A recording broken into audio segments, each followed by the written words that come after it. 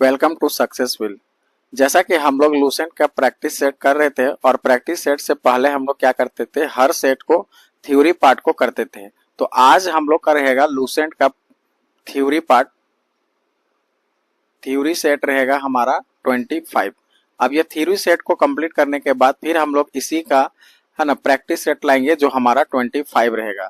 अभी तक आपने यदि इस चैनल को सब्सक्राइब नहीं किया है तो जाइए सबसे पहले इस चैनल को सब्सक्राइब कीजिए। सब्सक्राइब करने से आपको क्या होगा कि जब भी हम कोई भी वीडियो को अपलोड करेंगे तो आपके पास नोटिफिकेशन पहुंच जाएगा, है ना। तो जैसा कि आप लोग देखे होंगे कि आपका 25 अभी थ्योरी पार्ट हमारा है, तो इससे पहले हम लोग 24 को कंप्लीट करा चुके हैं। और इसका क्या है कि आपका यूट्यूब में हमारे चैनल में एक प्ले लिस्ट बनाया हुआ है, वहां आपको डायरेक्टली सारा वीडियो एक जगह मिल जाएगा। तो आज हम लोग जो करेंगे मराठों का उत्कर्ष हिस्ट्री में, ठीक है। उसके बाद हम लोग फिर ज्योग्राफी तो हम लोग का कंप्लीट हो चुका है, इंडियन ज्योग्राफी। उसके बाद हम लोग का पॉलिटी रहेगा और पॉलिटी के बाद फिर बायोलॉजी करेंगे और बायोलॉजी के बाद फिर हम लोग करंट अफेयर को देखेंगे। तो चलिए हम लोग का आज का पहला जो है टॉपिक मराठों का उत्कर्ष, ये हमारा टॉपिक है। और पहला टॉपिक में पहला पॉइंट हमारा क्या कहता है, पहला पॉइंट को आप देखेंगे तो कहता क्या है कि मराठा साम्राज्य का संस्थापक शिवाजी थे। कौन थे? शिवाजी। तो मराठा संस्थापक कौन थे? मराठा साम्राज्य का संस्थापक यदि पूछा जाए तो वो हमारे कौन थे? शिवाजी। एग्जाम में पूछने लायक सवाल होता है, ठीक है। उसके बाद कहता है शिवाजी का जन्म जो है हमारा 6 अप्रैल, है ना। शिवाजी का जन्म जो है 6 अप्रैल 1627 ईस्वी को हुआ, ठीक है। डायरेक्टली सवाल पूछा जा सकता है। इसके बाद हमारा लिखा है सिवनेर, कहां पर हुआ है? सिवनेर में। सिवनेर दुर्ग जुनार के समीप हुआ था। अगला पॉइंट हमारा शिवाजी के पिता का नाम जो है वो क्या है? शाहजी भोसले। क्या नाम है? शाहजी भोसले। यहां नहीं पता चल रहा है तो आप लिख देते हैं साहसी भोसले। एवं माता का नाम जो है वो है हमारा, है ना, जीजाबाई। क्या नाम है? जीजाबाई। तो पिता का नाम है शाहजी भोसले और जीजा का नाम है ना, माने माता का नाम है हमारा जीजाबाई। शाहजी भोसले की दूसरी पत्नी का नाम था वो है हमारा तुकाबाई मोहिते। छत्रपति शिवाजी महाराज के गुरु कौन थे? तो छत्रपति शिवाजी के गुरु थे गुरु रामदास। कौन थे? रामदास। अगला पॉइंट है आध्यात्मिक क्षेत्र में शिवाजी के आचरण पर स्वयं बीजापुर, है ना, क्या कहता है कि आध्यात्मिक देखेंगे आध्यात्मिक क्षेत्र में शिवाजी के आचरण पर गुरु रामदास का काफी प्रभाव था। और शिवाजी का विवाह साईबाई निम्बालकर से 1640 ईस्वी में हुआ है। किससे हुआ है? साईबाई निम्बालकर। देखिए तो इनका जो शिवाजी का विवाह है वो किनके साथ हुआ है? तो साईबाई, ठीक है, साईबाई निम्बालकर। यहाँ पर नहीं दिख रहा है तो आप लिख दे रहे हैं साईबाई निम्बालकर, ठीक है। इनका पत्नी का नाम है। कब है? 1640 में हुआ है, ठीक है। शाह जी के शिवाजी को पूना की जागीरदार प्रदान कर स्वयं बीजापुर रियासत में नौकरी कर ली। अगला पॉइंट हमारा कहता है कि अपने सैन्य अभियान के अंतर्गत 1644 में शिवाजी ने सर्वप्रथम बीजापुर के तोरण नामक पहाड़ी किले पर अधिकार किया। 1656 में शिवाजी ने रायगढ़ को अपनी राजधानी बनाया और शिवाजी को राजा की उपाधि औरंगजेब ने दी। इस पॉइंट को याद रखेंगे। बीजापुर के सुल्तान ने अपने योग्य सेनापति अफजल खां को सितंबर 1659 में शिवाजी को पराजित करने के लिए भेजा और शिवाजी ने 10 नवंबर 1659 अफजल खां की हत्या कर दी। शिवाजी ने सूरत को 1664 एवं 1670 में लूटा और पुरंदर की संधि 1665 में महाराजा जयसिंह एवं शिवाजी के मध्य संपन्न हुई। उस समय मनुची भी वहां का उपस्थित था। शिवाजी को औरंगजेब ने मई 1666 में जयपुर भवन में कैद कर लिया, जहां से वे 16 अगस्त 1666 में भाग निकले। अगला पॉइंट देखेंगे तो कहता है कि 1672 में शिवाजी ने पन्हाला पन्हाला दुर्ग को बीजापुर से छीना और 5 जून 1674 को शिवाजी ने रायगढ़ में वाराणसी यानी कि काशी के प्रसिद्ध विद्वान श्री गंगा भट्ट द्वारा अपना राज्याभिषेक करवाया। मूल रूप से गंगा भट्ट महाराष्ट्र का एक सम्मानित ब्राह्मण था जो लंबे समय से वाराणसी में रह रहा था। कर्नाटक अभियान 1676-78 शिवाजी का अंतिम अभियान था। इन्होंने 1678 में जीजी का किला विजित किया है ना, जो उनके अंतिम विजय थी।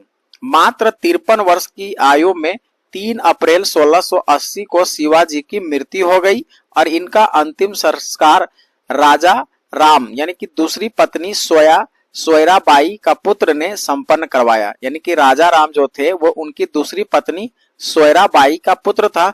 उन्हीं ने वही क्या किए कि इनका अंतिम संस्कार संपन्न करवाए।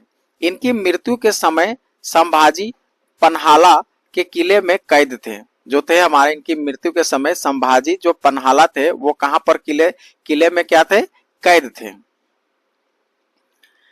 अगला पॉइंट हमारा कहता है कि शिवाजी के मंत्रिमंडल को अष्ट प्रधान कहा जाता है। अष्ट प्रधान में पेशवा का पद सर्वाधिक महत्वपूर्ण एवं संपन्न होता था और शिवाजी ने दरबार में मराठी को भाषा के रूप में प्रयोग किया। शिवाजी की सेना 3 महत्वपूर्ण भागों में विभक्त थी। पहला पागा सेना, नियमित घुड़सवार सैनिक थे, और दूसरा थे सिल्हादार जो अस्थायी घुड़सवार सैनिक थे, और तीसरा हमारा पैदल होता था। तो 3 तरह से क्या करते थे, विभक्त थे इनके सेना। पहला तो पागा था जो कि घुड़सवार सैनिक थे, और दूसरा था हमारा सिल्हादार जो कि अस्थायी घुड़सवार थे, कभी घुड़सवारी करते थे और कभी नहीं भी करते थे, और तीसरा एकदम कंफर्म होता था पैदल सेना, यानी कि पैदल ही वो लोग चलते थे। शिवाजी को तोपे अंग्रेजी ने प्रदान की थी। देखिए शिवाजी को तोपे जो है गोला तोप वाला, ये क्या अंग्रेजों ने प्रदान की थी। मराठा राज्य के अंतर्गत 2 प्रकार के क्षेत्र होते थे। जो पहला क्षेत्र हमारा है, देखिएगा, कहता है कि शिवाजी को तोपे अंग्रेजों ने प्रदान की थी और मराठा राज्य के अंतर्गत 2 प्रकार के क्षेत्र होते थे। पहला स्वराज क्षेत्र, जो कि क्षेत्र प्रत्यक्षतः मराठों के नियंत्रण में थे, उन्हें स्वराज क्षेत्र कहा जाता था। और दूसरा था मघुतई यानी मुल्क के कदीम। यह वह क्षेत्र था जिसमें वे चौथ एवं सरदेश मुखी वसूल करते थे। यहाँ पर एक नोट लिखा हुआ है, उस पॉइंट को आप ध्यान में रखेंगे। कहता है कि चौथ एवं सरदेश मुखी स्वराज से नहीं लिए जाते थे, बल्कि उन जगहों से लिए जाते थे जहां मुगल या दक्कनी राजाओं का शासन था। चौथ भूराजस्व का 1/4 था जो मराठों के उस क्षेत्र पर आक्रमण नहीं करने के लिए दिया जाता था। सरदेश मुखी 10% का अतिरिक्त अधिभार था जो उस क्षेत्र से लिया जाता था, जो मुगलों के अधीन था, पर मराठा उस पर दावा करते थे। आगे देखिए, कहता है कि महाराष्ट्र के प्रमुख संत। अब महाराष्ट्र में कौन कौन प्रमुख संत थे उनका यहाँ पर लिस्टिंग किया हुआ है, एक एक करके हम लोग उसको देखेंगे। ज्ञानदेव या फिर ज्ञानेश्वर जो कि 1275 से 1296 तक इनका संत था। देखेंगे महाराष्ट्र में भक्ति आंदोलन के जनक, मराठी भाषा और साहित्य के संस्थापक, भगवत गीता पर भावार्थ दीपिका नामक बृहत टीका लिखी, जिसे सामान्य रूप से ज्ञानेश्वरी के नाम से जाना जाता है। बरकरी संप्रदाय के प्रवर्तक जो है हमारा नामदेव दूसरा है। इनके आराध्य देव पंढरपुर के बिठोवा या फिर बिठल थे। बरकरी संप्रदाय के विकास में इनकी प्रमुख भूमिका थी। इन्होंने अनेक भक्ति परक मराठी गीतों की रचना की जो अभंगों के रूप में प्रचलित है। मराठी के अलावे इन्होंने ब्रज भाषा और खड़ी बोली में भी गीतों की रचना की। नामदेव को सगुण एवं निर्गुण संतों के बीच की कड़ी माना जाता है। इनमें कुछ पद गुरु ग्रंथ साहिब में संकलित है और मुखबानी नामक पुस्तक में इनकी रचनाएं संग्रहित हैं। अगला देखेंगे तो कहता है एकनाथ जो है इनका देखेंगे काल है 1533 से लेके 1599। इन्होंने रामायण पर भावार्थ रामायण नामक टीका लिखी है।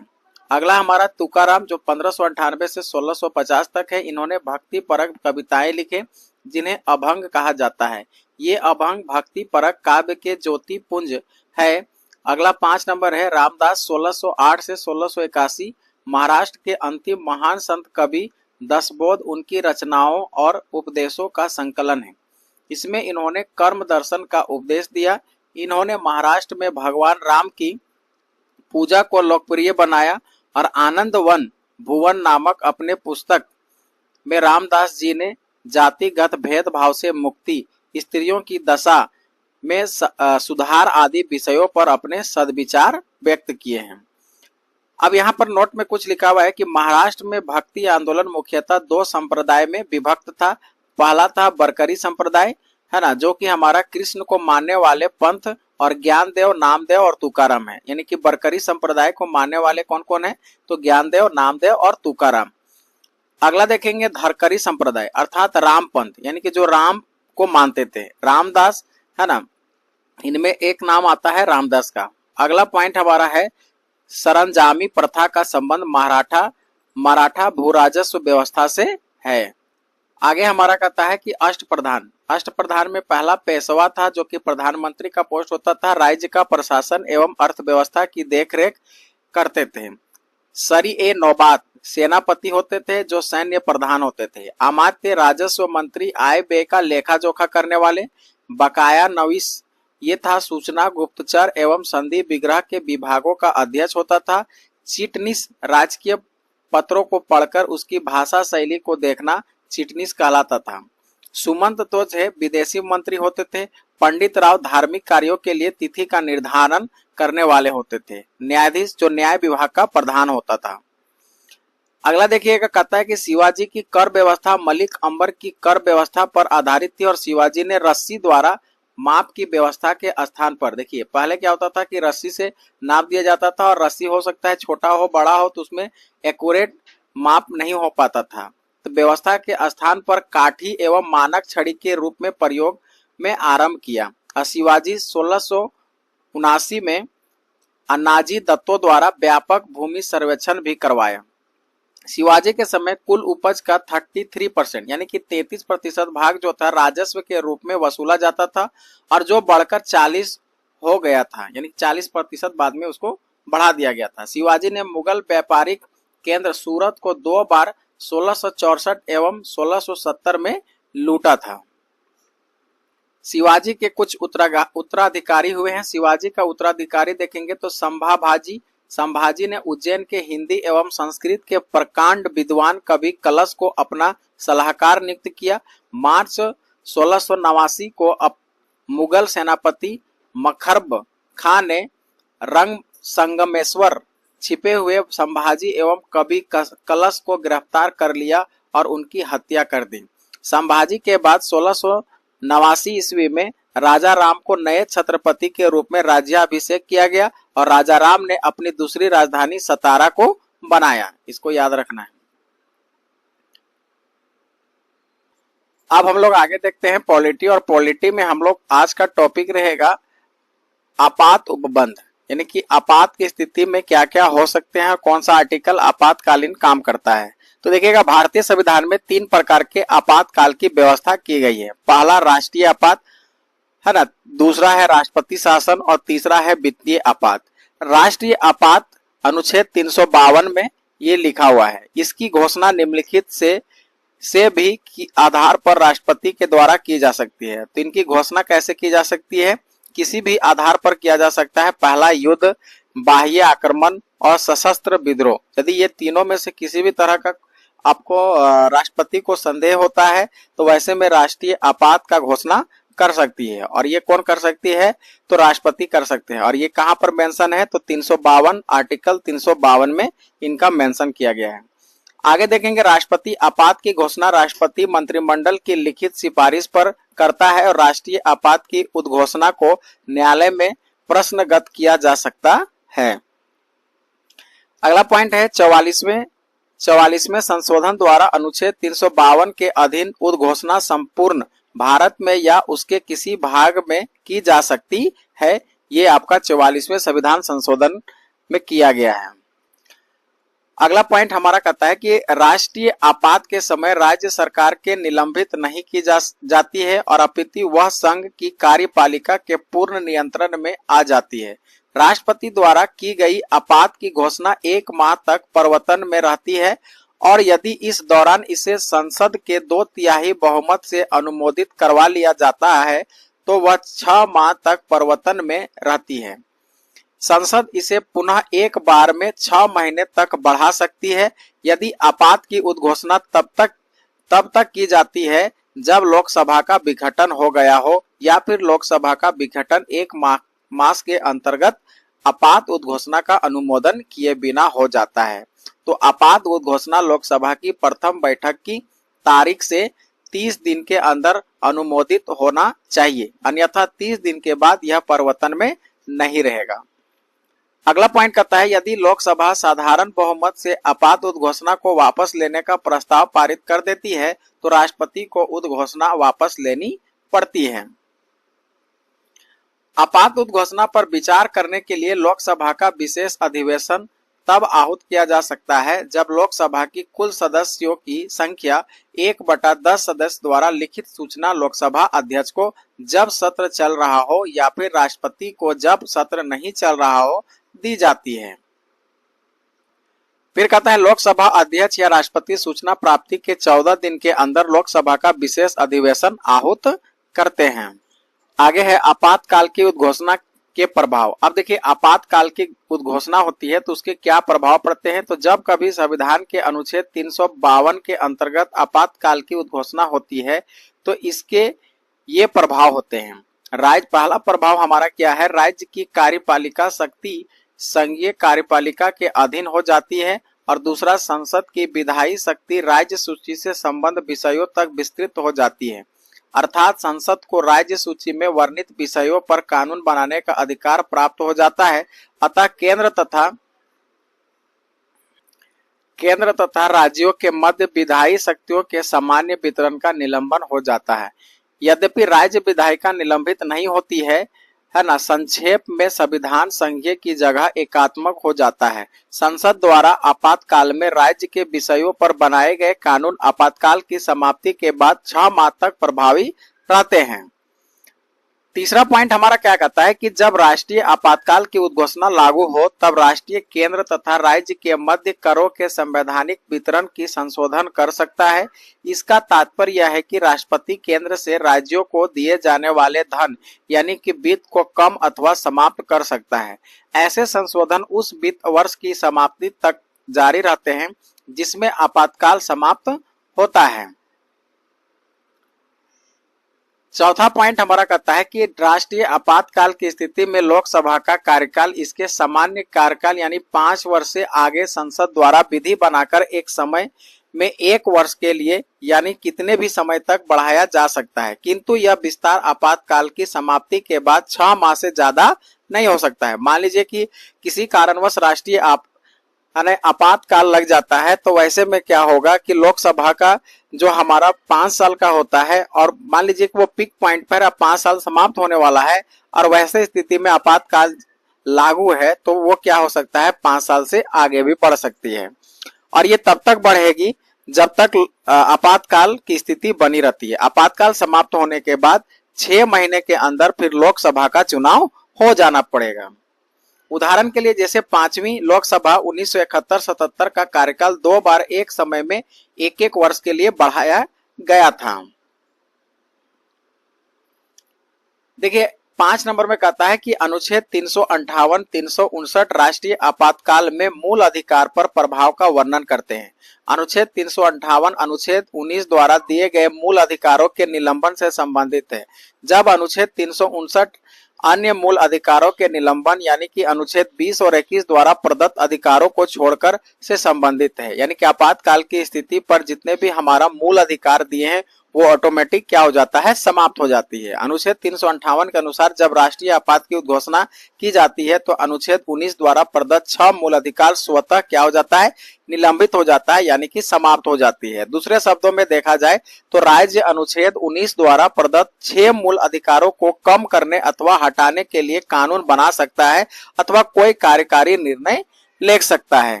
ये इनका राष्ट्रपति के पास निर्णय लेने का शक्ति होता है। अगला कहता है कि ऐसे किसी कानून अथवा कार्य को इस आधार पर कि यह अनुच्छेद 19 द्वारा प्रदत्त 6 मूल अधिकारों का उल्लंघन है, चुनौती नहीं दी जा सकती है। जब राष्ट्रीय आपातकाल समाप्त हो जाता है तो अनुच्छेद 19 स्वतः पूर्ण जीवित हो जाता है। मतलब आपातकाल की स्थिति समाप्त हो जाएगी तो फिर जो आर्टिकल 19 में है ना, यानी कि अनुच्छेद 19 में जो आपका 6 मूल अधिकार दिए हुए हैं स्वतः फिर से लागू हो जाएगा। लेकिन आपातकाल की स्थिति में जो हमारा मूल अधिकार है स्वतः समाप्त हो जाएगी। देखिएगा, कहता है कि 1978 44वें संशोधन अधिनियम ने अनुच्छेद 358 की संभावना पर 2 प्रकार से प्रतिबंध लगा दिया है। प्रथम, अनुच्छेद 19 द्वारा प्रदत्त 6 मूल अधिकारों को युद्ध अथवा बाह्य आक्रमण के आधार पर घोषित आपातकाल में ही निलंबित किया जा सकता है, न कि सशस्त्र विद्रोह के आधार पर। दूसरे, केवल उन विधियों को जो आपातकाल के संबंधित है चुनौती नहीं दी जा सकती है तथा ऐसे विधियों के अंतर्गत दिए गए कार्यकारी निर्णयों को भी चुनौती नहीं दी जा सकती है। अन्य मूल अधिकारों का निलंबन आप देख सकते हैं, कहता है अनुच्छेद 359 राष्ट्रपति को आपातकाल में मूल अधिकारों को लागू करने के लिए न्यायालय जाने के अधिकार निलंबित करने के लिए अधिकृत करता है। अतः 359 के अंतर्गत मूल अधिकार नहीं अपितु उनका लागू होना निलंबित होता है। वास्तविक रूप में यह अधिकार जीवित रहते हैं, केवल इनके तहत उपचार निलंबित होता है। यह निलंबन उन्हीं मूल अधिकारों से संबंधित होता है जो राष्ट्रपति के आदेश में वर्णित होते हैं।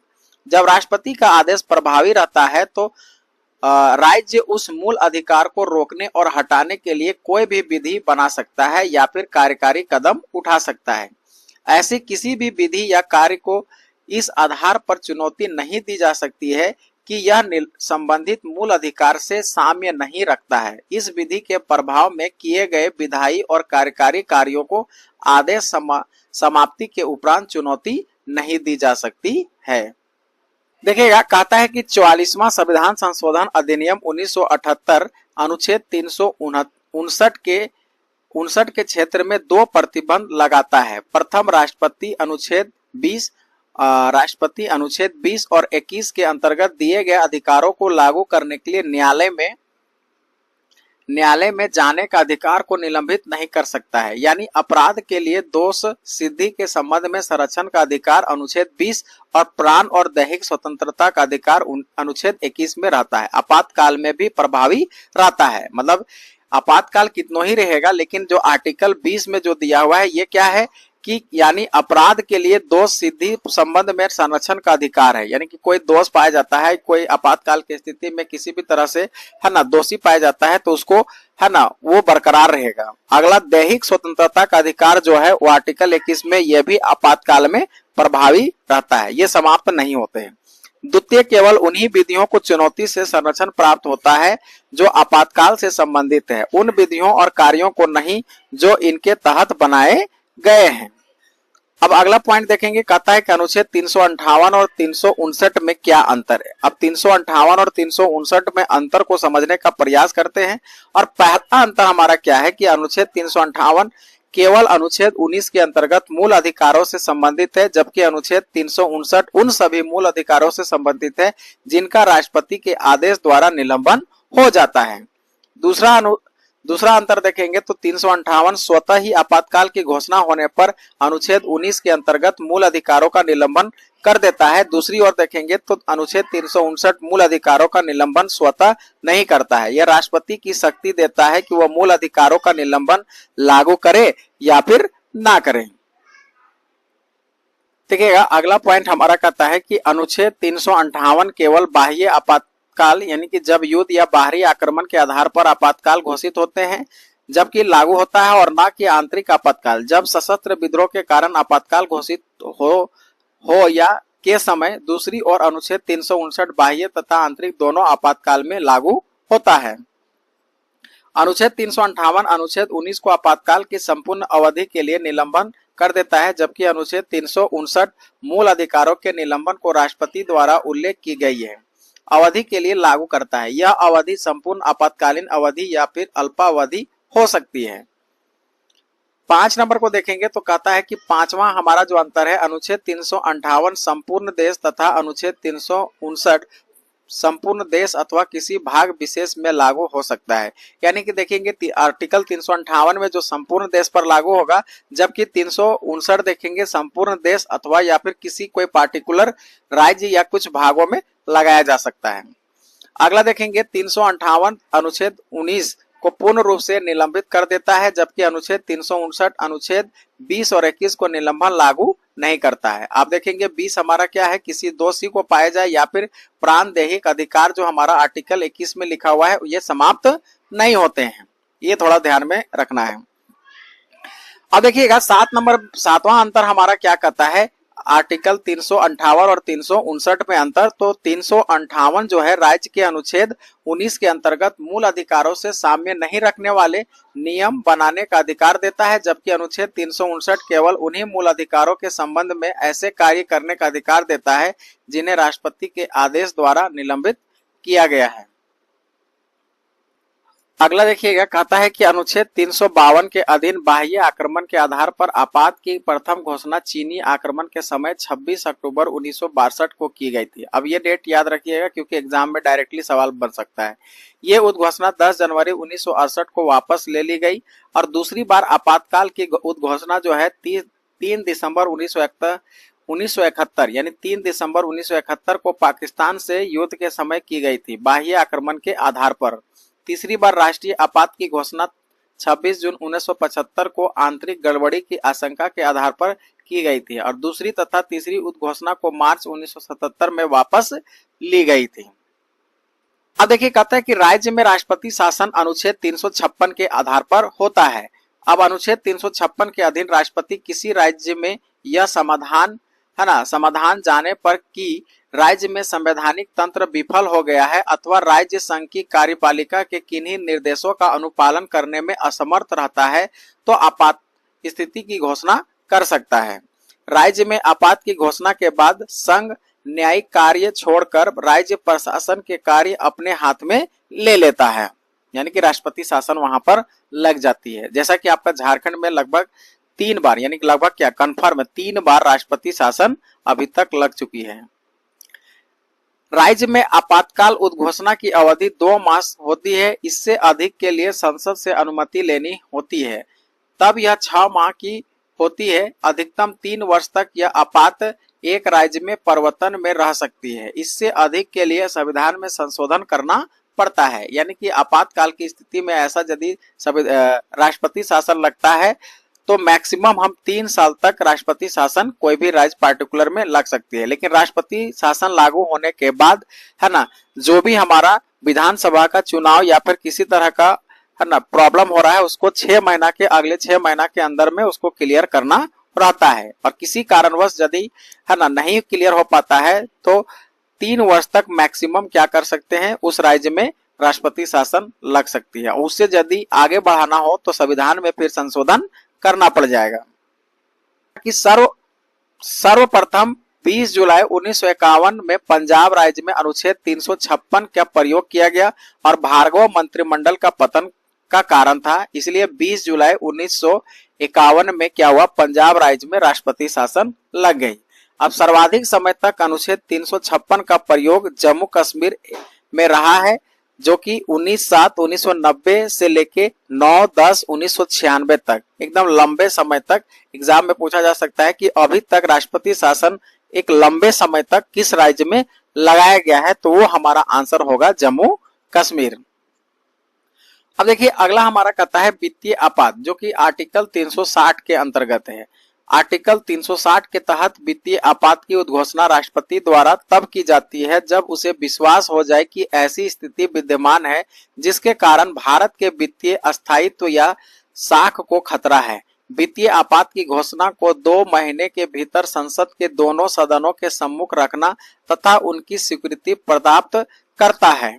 अब वित्तीय आपात की घोषणा उस समय की जाती है जब लोकसभा विघटित हो, तो 2 महीने के भीतर राज्यसभा की स्वीकृति मिलने के उपरांत वह आगे भी लागू रहेगी, किंतु नवनिर्वाचित लोकसभा द्वारा उसकी प्रथम बैठक के आरंभ से 30 दिन के भीतर ऐसी घोषणा की स्वीकृति आवश्यक है।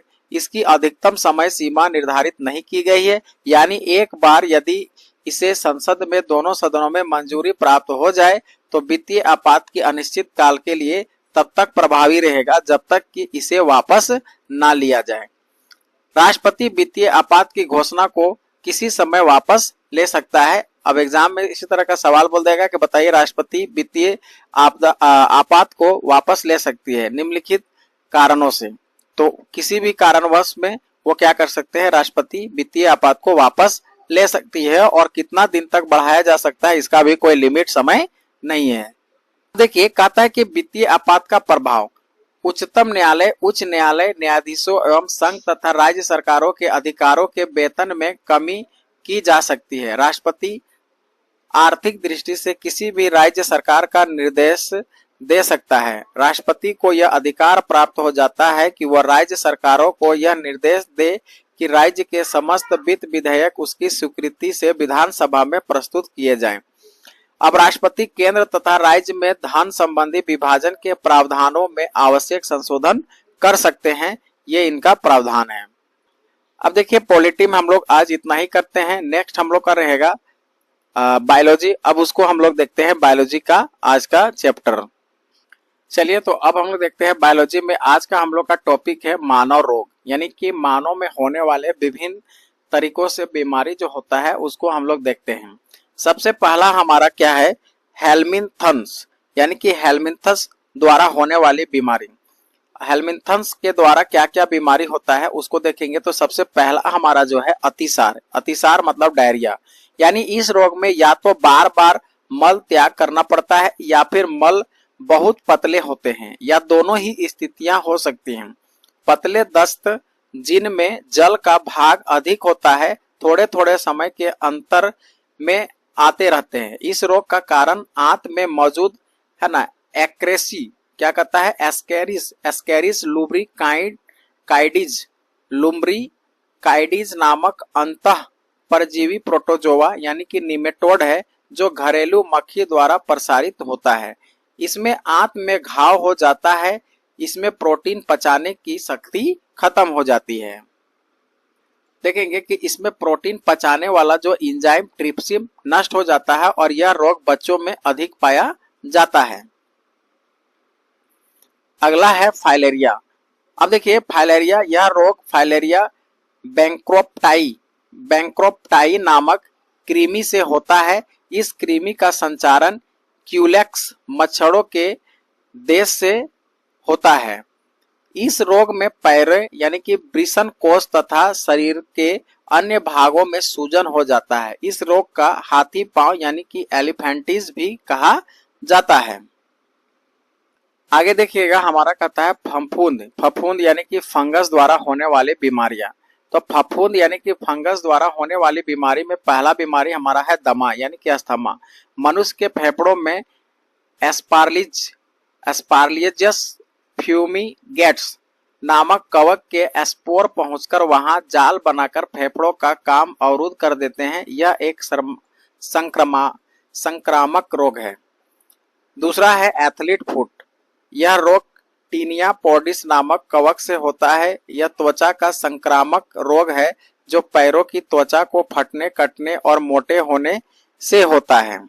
अगला देखेंगे खाज यानी कि खाज खुजली। यह रोग एक्रेस नामक कवक से होता है। इसमें त्वचा में खुजली होती है एवं सफेद दाग पड़ जाते हैं। अब देखिएगा बॉन्डलेस यानी कि गंजापन। यह क्या कहता है कि टीनिया कैपेटिस नामक कवक से होता है। इसमें सिर के बाल गिर जाते हैं। अगला हमारा है दाग रिंग ऑर्म। यह रोग टाइकोफाइटान लेरुकोसम नामक कवक से होता है। यह संक्रामक रोग है। इसमें त्वचा पर लाल रंग के गोले पड़ जाते हैं। अब देखिए यहाँ पर कुछ प्रोटोजोआ द्वारा होने वाले रोग का लिस्टिंग किया गया है, जैसे मलेरिया, तिल्ली एवं आरबीसी अंग को प्रभावित करते हैं और ये परजीवी हमारा होता है प्लाज्मोडियम, और वाहक मच्छर मादा एनोफिलीज होता है। और लक्षण क्या है, ठंड के साथ बुखार होना। यानी मलेरिया रोग जो है प्रभावित अंग हमारा तिल्ली एवं आरबीसी होता है। अगला है पायरिया। पायरिया मसूड़ों में होता है। एंटी अमीबा है ना, जिंजीवेलियस, ये क्या है, परजीवी से होता है और इसमें क्या होगा कि मसूड़ों से रक्त निकलना शुरू हो जाता है। सोने की बीमारी मस्तिष्क में प्रभावित करता है, यह होता है ट्रिपेनोसोमा, है ना, ट्रिपेनोसोमा। ये सीसी मक्खी यानी कि सीसी मक्खी के काटने से होता है और बहुत नींद के साथ बुखार भी आता है। अगला देखेंगे पेचिस, जो कि आंत में प्रभावित होता है, एंटी अमीबा हिस्टोलिटा, है ना, श्लेष्मा एवं खून के साथ दस्त होता है। कालाजार अस्थि मज्जा को प्रभावित करती है और सिसमैनिया डोनावानी बालू मक्खी, है ना, तेज बुखार इसका लक्षण है। जीवाणु से होने वाले कुछ रोग हैं जो कि आप देख सकते हैं। पहला हमारा है टिटनेस, ये जो प्रभावित अंग होता है वो हमारा तंत्रिका तंत्र होता है और इसमें जीवाणु के नाम देखेंगे तो कौन सा होता है, क्लॉस्ट्रीडियम टेटनी। तेज बुखार, शरीर में ऐंठन, जबड़ा बंद होना। हैजा, ये आंत को प्रभावित करता है।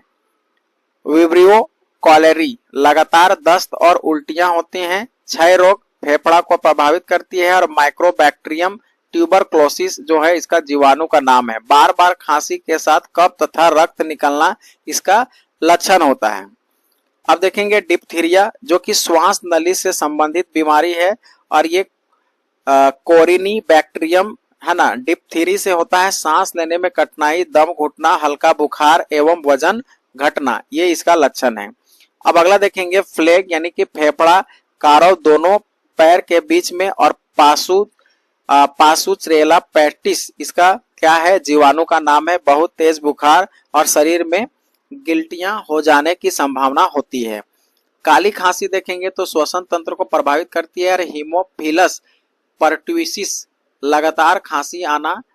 निमोनिया फेफड़ा, कहता है डिप्लोकस निमोनी, तेज बुखार, फेफड़ों में सूजन होना इसका लक्षण है। कोढ़, तंत्रिका तंत्र, त्वचा, माइकोबैक्टीरियम लेगरी, शरीर पर चकते तंत्रिका प्रभावित है। और आगे देखेंगे तो कहता है गोनोरिया मूत्र मार्ग, नाइसीरिया गोनोरिया मूत्र मार्ग से सूजन होता है। अगला देखेंगे तो कहता है कि सिफलिंग, यानी कि शिश्न होगा, टैपोलिन और शिश्न में घाव हो जाना। अगला हमारा कहता है पेप्टिक अल्सर, छोटी आंत पर होता है। हेलिकोबैक्टर फाइलेरियो के बैक्टीरिया से होता है, यानी कि जीवाणु से होता है। आंत में दर्द और उल्टी, मतली आना, ये सब क्या है, इसका लक्षण है। आगे देखेंगे विषाणु, यानी कि वायरस से होने वाली बीमारियां। सबसे पहला हमारा एड्स है, जो कि प्रतिरक्षा प्रणाली WBC पर प्रभावित होते हैं और इनका HIV इनका वायरस है, HIV नाम है। रोग प्रतिरोधक क्षमता को नष्ट होना, इसका ये लक्षण है। डेंगू ज्वार, ये संपूर्ण शरीर खासकर सिर अरबो वायरस से होती है और आंखों, पेशियों, सिर तक जोड़ों में दर्द हो जाता है। पोलियो, ये गला, रीढ़ और नाड़ी संस्थान पोलियो। ज्वर, बदन में दर्द, रीढ़ की हड्डी, आंत में कोशिकाएं नष्ट हो जाती हैं। इन्फ्लुएंजा, ये संपूर्ण शरीर पर होता है और मिक्सो वायरस, यानी कि ABC, गलसोद, छींक, बेचैनी, ये सब इसका लक्षण है। चेचक संपूर्ण शरीर पर होता है और वेरिओला वायरस है। तेज बुखार, शरीर पर लाल लाल दाने होना इनका लक्षण है। छोटी माता, जो कि चिकन पॉक्स के नाम से जाना जाता है और ये हमारा संपूर्ण शरीर पर होता है और ये वेरिसेला वायरस से होता है और बुखार, शरीर एवं पित्तिकाएं, लाल दाने होने का इसका लक्षण है। गलसोद, ये पैराथायराइड ग्रंथि में होता है। ज्वर के साथ ज्वार के साथ मुंह में खोलने में कठिनाई होगा और खसरा संपूर्ण शरीर में होता है और मेरबिनी वायरस से होता है, शरीर पर लाल दाना हो जाता है। ट्रेकोमा, ये आंख पर होता है और आंख लाल होना, आंख में दर्द होना, ये इसका लक्षण है। हेपेटाइटिस, यानी कि पीलिया, ये यकृत पर होता है। पेशाब पीला, आंख में त्वचा पीला हो जाना, इनका ये लक्षण है। रेबीज, तंत्रिका तंत्र, है ना, रैप्डो वायरस से होता है। रोबी, पागल हो जाता है और जीभ बाहर निकालता है, यानी कि रेबीज जो होता है अधिकतर, है ना, जो कि कुत्तों में पाया जाता है। कुत्ता यदि काट लेगा तो आपका रेबीज पकड़ लेगा। अगला है मेनिजाइटिस, मस्तिष्क पर होता है और इसमें तेज बुखार आ जाता है। हर्पीज, ये त्वचा पर प्रभावित होता है। यह हर्पीज, है ना, वायरस से होता है। इसका देखेंगे तो त्वचा में सूजन हो जाती है। कोविड-19, जो कि अभी हाल फिलहाल में आया था, गला और फेफड़ा को प्रभावित करती है। SARS-CoV-2, यानी कि ये वायरस का नाम है। बुखार, खांसी, स्वाद एवं गंध का पता न चलना, गले में खराश, सिर दर्द, दस्त, सीने में दर्द, खुजली, और दर्द त्वचा पर चकत्ते आना, सांस लेने में दिक्कत, बोल ना पाना, हिल डुल ना पाना, ये इसका लक्षण है। अब देखिए इस तरह से हम लोग क्या किए, बायोलॉजी कोर्स कंप्लीट किए हैं। अब हम लोग का एक पार्ट बचा हुआ है जो कि हमारा करंट अफेयर है। अब हम लोग आगे देखते हैं करंट अफेयर को। देखिए हम लोग करंट अफेयर का आज का हम लोग पार्ट है कुछ केंद्रीय योजना कार्यक्रम अभियान एक नजर में। कहने का मतलब कौन सा योजना कब शुरुआत हुई है उसको आपको डेट मेंशन किया गया है, उसको डायरेक्टली आप देख सकते हैं। तो चलिए हम लोग फटाफट देखते हैं। पहला हमारा है प्रधानमंत्री जन धन योजना। ये जो स्टार्टिंग डेट है 28 अगस्त 2014 को शुरुआत हुई। अगला कहता है मेक इन इंडिया, जो 25 दिसंबर 2014 को स्टार्ट हुई। स्वच्छ भारत अभियान 2 अक्टूबर 2014 को स्टार्ट हुई है ना। मिशन इंद्रधनुष योजना 15 दिसंबर 2014 में स्टार्ट हुई। बेटी बचाओ बेटी पढ़ाओ 22 जनवरी 2015। प्रधानमंत्री मुद्रा योजना 8 अप्रैल 2015 को स्टार्ट हुई। और प्रधानमंत्री सुरक्षा बीमा योजना 9 मई 2015 को हुई, 9 मई 2015। आगे चलते हैं तो अटल पेंशन योजना जो है स्टार्टिंग डेट है हमारा 9 मई 2015। प्रधानमंत्री आवास योजना जो है 25 जून 2015 से स्टार्ट हुई है ना। अमृत योजना जो 25 जून 2015 में। डिजिटल इंडिया मिशन 1 जुलाई 2015। स्किल इंडिया मिशन 15 जुलाई 2015। दीनदयाल उपाध्याय ग्राम ज्योति योजना 25 जुलाई 2015। भारत माला परियोजना संबंध राष्ट्रीय राजमार्ग 31 जुलाई 2015 से स्टार्ट हुई है, जो कि आपका हाल फिलहाल में देखेंगे गोला से रांची को कनेक्ट किया गया है भारत माला परियोजना के तहत। अगला हमारा है वन रैंक वन पेंशन योजना, जो कि 7 नवंबर 2015 से स्टार्ट हुई है। प्रधानमंत्री फसल बीमा योजना 13 जनवरी 2016 से स्टार्ट हुई है। स्टार्टअप इंडिया 16 जनवरी 2016। Shyama Prasad Mukherjee national Rubin mission 21 फरवरी 2016 से। सेतु भारतम परियोजना संबंध रेलवे क्रॉसिंग को लेकर है, 4 मार्च 2016 से स्टार्ट हुई है। प्रधानमंत्री उज्ज्वला योजना 1 मई 2016 से स्टार्ट हुई है। उड़ान योजना 27 अप्रैल 2017 को। प्रधानमंत्री वय वंदना योजना 21 जुलाई 2017 को हुई है। इसके अलावा आप देखेंगे तो प्रधानमंत्री सहज बिजली हर घर योजना सौभाग्य, जिसको हम लोग स्टार्ट किए हैं 25 सितंबर 2017 को। दीनदयाल स्पर्श योजना जो है हमारा 3 नवंबर 2017 को। भारत नेट योजना 13 नवंबर 2017 को। राष्ट्रीय पोषण मिशन 30 नवंबर 2017। खेलो इंडिया स्कूल गेम्स 21 जनवरी 2018। वन धन योजना 14 अप्रैल 2018 को स्टार्ट हुई है। इसके अलावा देखेंगे इंडिया पोस्ट पेमेंट बैंक है ना, 1 सितंबर 2018 से हुई है। PS आशा यानी कि PM आशा जो है हमारा है ना स्टार्ट हुई है 12 सितंबर 2018 को। प्रधानमंत्री जन आरोग्य योजना आयुष्मान भारत 23 सितंबर 2018 से चल रही है। और प्रधानमंत्री श्रम योगी मानधन योजना है ना 15 फरवरी 2019 से स्टार्ट हुई है। PM किसान सम्मान निधि जो है कि 24 फरवरी 2019 से स्टार्ट है। प्रधानमंत्री कम योगी मानधन योजना 23 जुलाई 2019 में स्टार्ट हुई है। जल जीवन मिशन 15 अगस्त 2019 से स्टार्ट है। प्रधानमंत्री किसान मानधन योजना 12 सितंबर 2019 से। अटल भूजल योजना 25 सितंबर 2019 से। प्रधानमंत्री गरीब कल्याण योजना 25 मार्च 2020 से स्टार्ट है। इसके अलावा आप देखेंगे स्वामित्व योजना जो है हमारा 24 अप्रैल 2020 से स्टार्ट है। आत्मनिर्भर भारत अभियान 12 मई 2020 को स्टार्ट हुई है। One nation one ration card योजना 1 जून 2020 से है। PM स्वनिधि योजना जो है 1 जून 2020 में स्टार्ट हुई है।